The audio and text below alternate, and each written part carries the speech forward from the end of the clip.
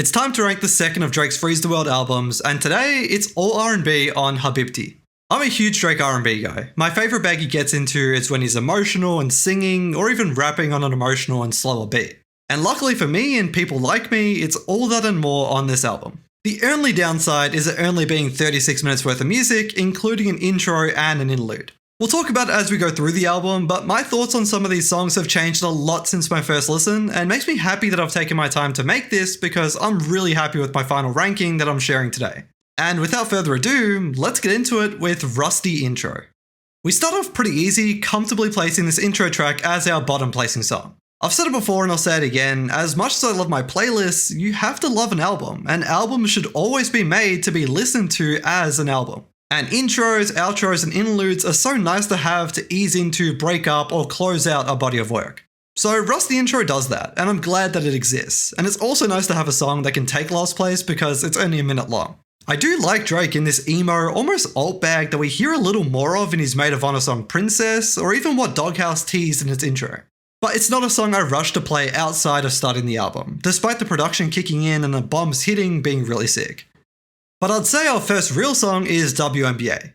Just what you'd expect from R&B Drake, it has that smooth, fly, and sexy feel to it thanks to the beat. But his flow and the beat itself are pretty simple, and while good, doesn't have that movement or passion behind it that I'm really here for. The bridge or second half brings it and makes it my favourite part of the song, but ultimately other songs in the album are just better in my opinion. So it suffers from a mixture of other songs doing it better and not standing out as much as others. The WNBA metaphor is dope and fun, comparing this girl to a ball player as she plays guys in her pursuit of trying to get a ring. It also sounds like there's a little bit of future in that second half too, which is always a cool feature. And despite that club bounce creeping in too that I love, we have some hits to come. So this is ranking pretty low at 8. But we don't have to wait long for my favourite song on the album, Slap the City with Qendresa. I've never heard of her before, but what a pleasant surprise as she adds a much needed and appreciated soulful break and interlude to the song while Drake pops his shit and gets in his bag. It's less of singing Drake and more of that rap on a slow beat song, but there's just something in this song that spoke to me from the very first listen in that livestream. Maybe it's crack. The length of the song is perfect. I'm not left wanting more or tired of it by the end. We get good verses, a little bit of almost fourth wall breaking spoken sections, and another beat switch halfway through, which was a clear feature of his 3 albums. And to top it off, sampling his own Show Me a Good Time or its Sirens unexpectedly was so sick, flipping that faster song into something slower. I'm a sucker for those nods, and what a flex to be able to do that. So again, this smooth and dreamy beat with Qendresa's romantic touch and Drake's flow and attitude on it just make it the complete song to me. Into my veins all day, every day, please. But we get a whole lot more energy on our next song, High Fives, which has a dope little intro to set it up. I love the feeling of these kinds of R&B songs. It's not sad and depressing, but something you can vibe or get lit to. It has that tempo and bounce to it. And shout out Maya, Lila, and any girl Drake shouts out in an opening line or any song because those songs have a great track record of hitting.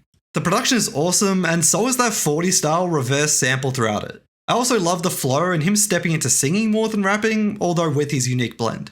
And with that, there are some great vocal runs or just super catchy sections, and it's a real superpower and cheat code because of his rap and singing switchability. The subject matter is a bit random, but ultimately it's a track you can blast on a night out with your guys or girls. The way the beat comes in at different times nails home that energy, and the distorted and slowed outro settles it down. In every iteration of my ranking, this song landed right in the middle at 6th place. Her Not There or Here Not There follows it up and might be the most controversial take I have regarding the album, or maybe it's another song to come. But the main discourse around this song is Sexyy Red, and people feeling like it's a shame that she's ruined it. And I get why people don't like Sexyy Red, especially on Drake features when we were blessed with Nicki Minaj back in the day, or not really that many other girls outside of her consistently, but his feature game and interests have changed a lot since then.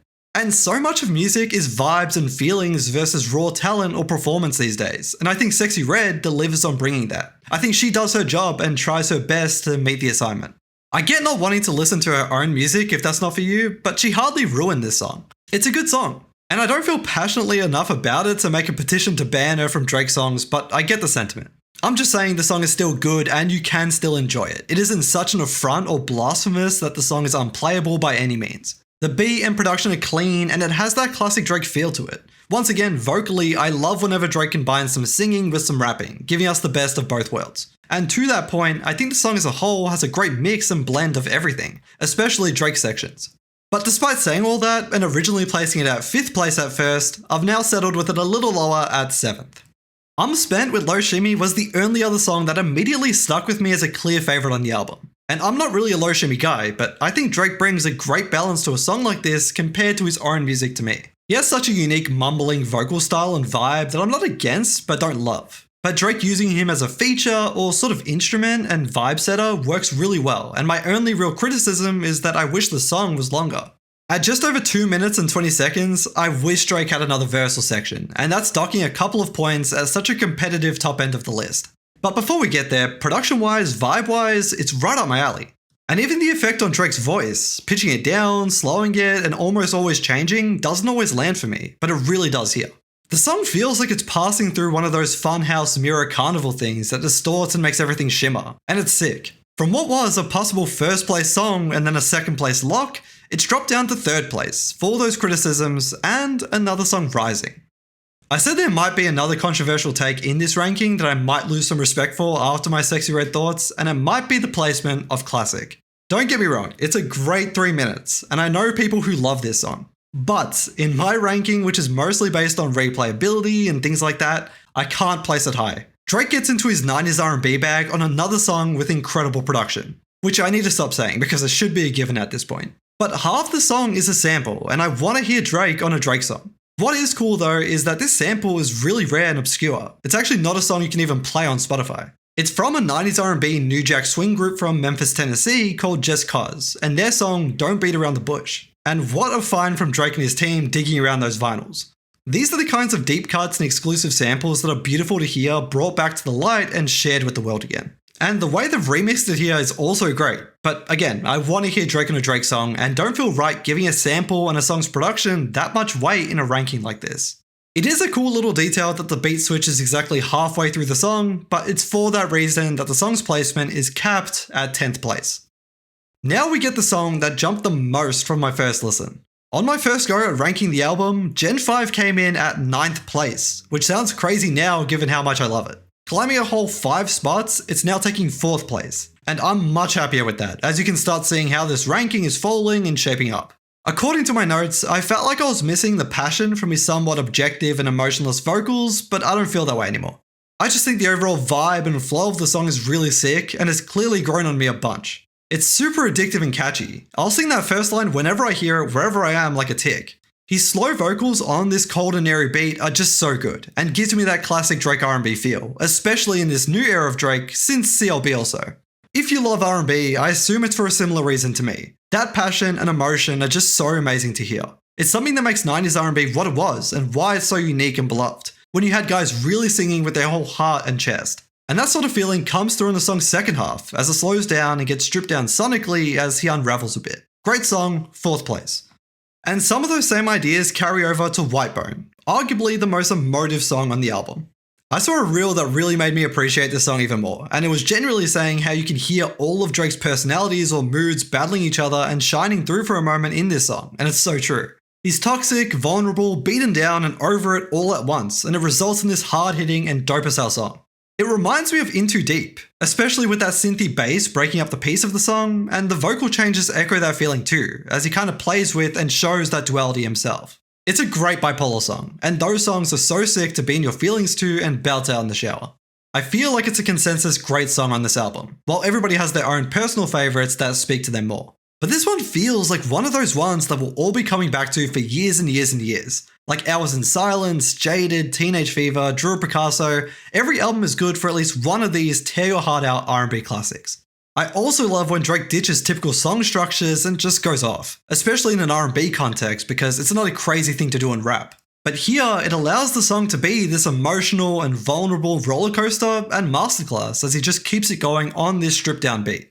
And with 3 gaps in our final ranking, Whitebone is taking the highest one left, the silver medal, 2nd place on HABIBTI.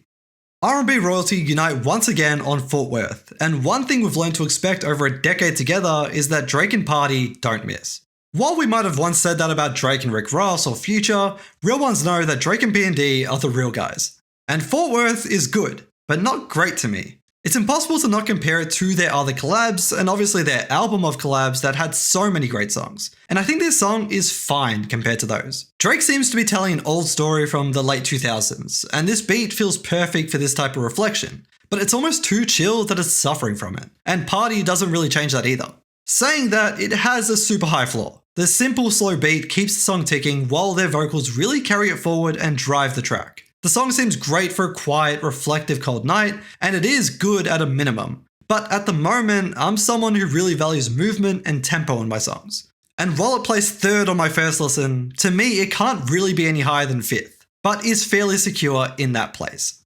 And that leaves just one spot left for our final song, Prioritizing. It is taking 9th place and falling 2 places lower than where I originally had it at 7th. It has a very outro feel to it. The beat is this sort of endless flowing river that he floats through, but compared to the rest of the album, it just feels flat. And like Fortworth, songs like this are amplified in the right time, setting, and feeling. But my general feeling does leave it coming basically last outside of our intro and what I'm considering an interlude. Maybe that's harsh, and if you love this song, more power to you. But it's less about this song being underwhelming or anything, and about the other songs doing more for me. You'd catch me playing those before playing this. But catch me on one of those nights, and I'm right there with you. And that wraps up this shorter album, which I'm so happy that we got. I spoke about this during my Iceman ranking video, how I thought HABIBTI would have been my favourite album if I knew that the albums were essentially rap, R&B, and house before listening to it. It's my favourite of those 3 in theory, but Iceman stole the show for me. And after my first listen, I was left feeling like HABIBTI was good, and that's all. Maybe that was due to it being a bit shorter and not casting a wider net by having more songs, or the excitement of so much other music to take in that night. But now, going on 2 months later, I think it's a succinct but great album, and these songs should really not be overlooked. And as I often do, I will give this album a rating, and for me, an 8 out of 10 just feels right. I'd love a few more songs, but I think a lot of what we got was really special. But please give me your thoughts on the album in the comments. I'd genuinely love to know what you think of it and what songs you love. Or even give me your ranking. It's a fun, if challenging exercise, especially for those longer albums, but for me personally, maybe with this one being shorter or me listening to it so much, I'm really happy with mine. I wasn't too sure of my Iceman one because the album still felt so fresh, and it felt really difficult to judge and pit those songs against each other, while this one fell in line. But that's going to close out this video and leave just one album of this trilogy left. So stay tuned for that and check out the channel for content like this and more. See you next time, have a great day or night.